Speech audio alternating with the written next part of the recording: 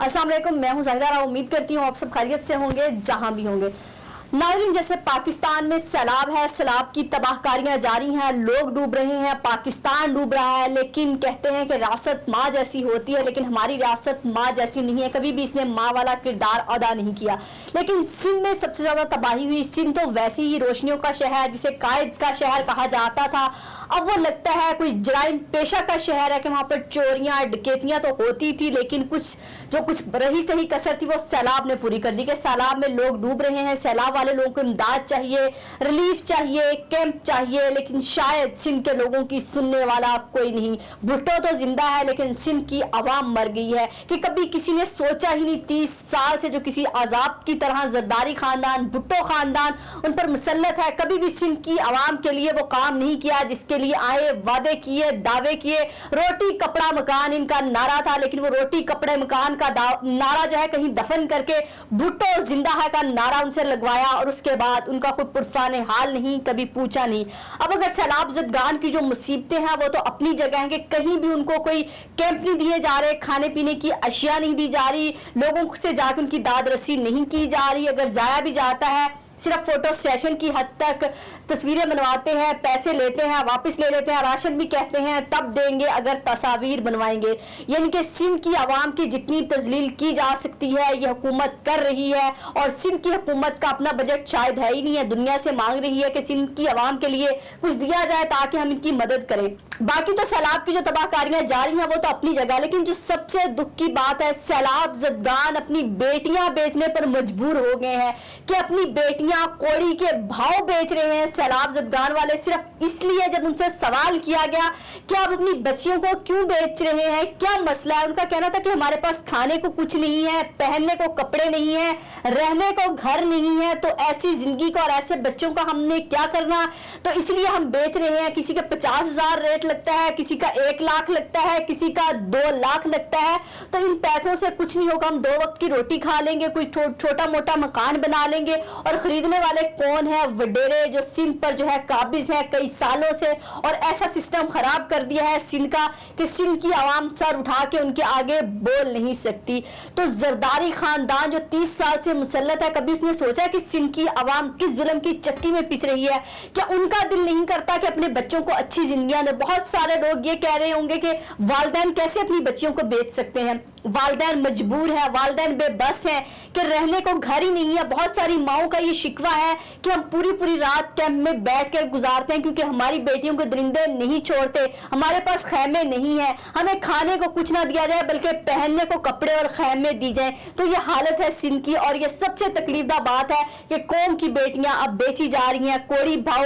अगर कोई अच्छे रिश्ते होते और इस तरह की चीजें होती तो शायद कहीं ना कहीं जस्टिफिकेशन बनती थी कि चलो उनका जो है भला होगा, लेकिन खरीदने वाले कौन है? वही घटिया वडेरे सरदार जिन्होंने उस आवाम को इस हाल तक पहुंचाया कि उनको भीख मांगने पर मजबूर कर दिया, अपने बच्चे बेचने पर मजबूर कर दिया। तो ये सिंध हुकूमत के लिए लम्हा फिक्रिया है, और चाहे वफाक हुकूमत हो, सब सारी हुकूमतों के लिए लम्हा फिक्रिया है कि सोचिए, सिंध का सोचिए। सिंध की बेटियां पुकार रही हैं, सिर्फ कौम की बेटी आसफा भुट्टो या मरियम नवाज नहीं है, उनकी इज्जत नहीं है कि अगर उनको कुछ एक लफ्ज भी कहते तो सहाफी भी जाग जाते हैं, मीडिया भी जाग जाता है, सोशल मीडिया पर ट्रेंड भी बन जाते हैं। भाई कौम की बेटी की तजलील होगी, कौम की बेटी की बेइज्जती होगी। तो क्या जो बेटियां बिक रही हैं उनकी कोई इज्जत नहीं है, या वो किसी माँ बाप की नहीं है? और माँ बाप तो बहुत खुश हैं जैसे बेचना, तो खुदारा होश के नाखुन ले, अपने बाहर के दौरे खत्म करे। जरदारी खानदान को बाहर के दौरों की पड़ी हुई कि बिलावल भुट्टो शायद दोबारा वजीर खारजा पाकिस्तान का बने या ना बने, एक दफा दौरे जितने हो सकते हैं कर लें। हम जो है करोड़ों की शॉपिंग बाहर जाके कर लें। अगर वफाक हुकूमत की बात की जाए, मरियम औरंगजेब साहिबा बाहर गई शॉपिंग करने, करोड़ों की शॉपिंग करके आई, लाखों के बैग खरीदे, जूते खरीदे, फिर अगर आवाम इनके साथ बदतमीजी करती है, आवाम इनसे सवाल करती है, फिर ये लोग कहते हैं कि जो है जमहूरियत नहीं है, ये पीटीआई ने अपना टोला खराब किया हुआ है, पीटीआई ने बदतमीजी सिखाई है। तो अवाम अब सीखता हो चुकी है, अवाम के सब्र का पैमाना लबरेज हो चुका है कि कब तक पाकिस्तान की अवाम इस जुल्म की और महंगाई की चक्की में पिसती रहेगी, और यहाँ उनकी सुनने वाला कोई नहीं है। फिर जो होता है सलूक फिर वो बर्दाश्त किया करें, लेकिन आपको कोई फर्क नहीं पड़ता इस सलूक से भी, क्योंकि आप लोग इतने ढीठ हो चुके हैं, इतने बेशरम हो चुके हैं कि जो मर्जी हमारे साथ कर लें, हमारे पास इख्तिदार तैयार है, कुर्सी पर से हमने चिपके रहना, पाकिस्तान की आवाम हमारा क्या बिगाड़ लेगी, एहतजाज कर लेगी, बेइज्जती कर लेगी। और बेइज्जती ऐसे लोगों को शायद इनके ज़मीर भी नहीं होते कि बेइज्जती भी आवाम की इनको बेइज्जती नहीं लगती। सिंध की आवाम पर इस वक्त बहुत कड़ा वक्त है, ये कहना और यहाँ पर बैठकर बात करना बहुत आसान है। जो लोग डूब रहे हैं, जो मर रहे हैं और जो बेटियां पुकार रही हैं, रियासत की जिम्मेदारी होती है।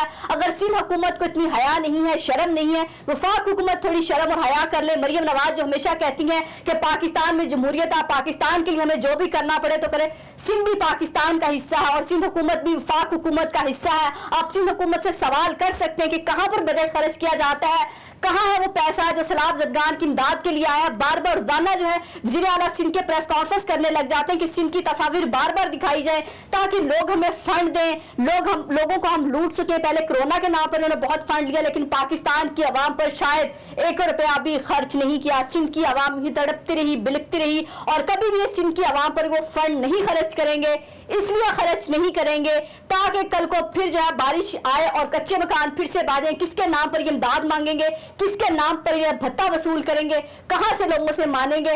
तो पाकिस्तान की आवाम का अल्लाह ही हाफिज है। रियासत इंसाफ देती है, आवाम को रिलीफ देती है, बुनियादी जिम्मेदारी होती है रियासत की, घर, रहना, सेहत। लेकिन यहाँ पर शायद रियासत अपनी सारी जिम्मेदारियां भूल कर अपने अपने बैंक बैलेंस भर रही है और बाहर के दौरे कर रही है। और जरदारी की जो एक दुआ है कि बिलावल भुट्टो जो है पाकिस्तान का वज़ीर आज़म बन जाए, अल्लाह करे जरदारी की दुआ पूरी ना हो। जो सिंध को नहीं संभाल सकते वो पाकिस्तान को क्या संभाल सकते हैं। सिंध की आवाम को जितना लूटना था आप लूट चुके। अब सिंध की आवाम को भी थोड़ा सा चुकन्ना हो जाना चाहिए। जितने मर्जी जबरदस्ती कर लें, जितने मर्जी आपको ब्लैकमेल कर लें, जो मर्जी करें, आपको इनको वोट नहीं देना चाहिए। इनका कराची से सफाया करना चाहिए, सिंध से सफाया करना चाहिए, क्योंकि आपने अपनी हालत देख ली है कि जब भी सिंध पर मुश्किल वक्त आता है ये जरदारी खानदान किस तरह आपके साथ खड़ा होता है, किस तरह नहीं होता। और अगर इमदाद भी देते हैं तो कितनी तजलील करके देते हैं, ऐसे देते हैं तजलील करके जैसे ये अपने घर से लेके आए हैं। वो भी लोगों से चंदा होता है, बाहर से इमदाद आती है, दिखाना होता है कि हम तकसीम कर रहे हैं। तो खुदारा जरदारी जरा होश के नाखून कब्र में टांगे हैं, कहां लेके जाएंगे दौलत। कहते हैं अगर मेरी सेहत ठीक होती तो सैलाब ज़दगान वालों के पास जाता, उनकी मदद करता, उनकी दाद रसी करता। तो अभी उनकी सेहत इतनी भी काबिल नहीं है कि वो जाके उनकी दाद रसी कर सके। हाँ, अभी अगर मंडियां लगानी हो, एमपीओ को खरीदना हो, हुकूमत बनानी हो, हुकूमत गिरानी, तो जरदारी से अच्छा कोई नहीं है। मिस्टर 10%, अब तो शायद मिस्टर 10% ज़्यादा महंगाई, मिस्टर 10% से भी आगे जा चुके होंगे जरदारी साहब। तो जरदारी साहब जरा होश के नाखून लें, आपके घर में भी बहन बेटी और सब कुछ है। सिंध की आवाम के साथ जानवर वाला सलूक ना करें। आप लोगों को आवाम से नहीं खुदा के कहर से ही डरे, लेकिन खुदा का कहर भी शायद आप लोगों को डरा नहीं सकता। ज़मीर सोच चुके हैं कि जो होगा देखिए रहेगा, लेकिन आवाम पर तो एक फिरौन की तरह मुसल्लत हो जाए, कुछ दिन ऐश कर लें। अपना और अपने प्यारों का बहुत ख्याल रखिएगा, हमें दुआ में याद रखिएगा। अल्लाह हाफिज।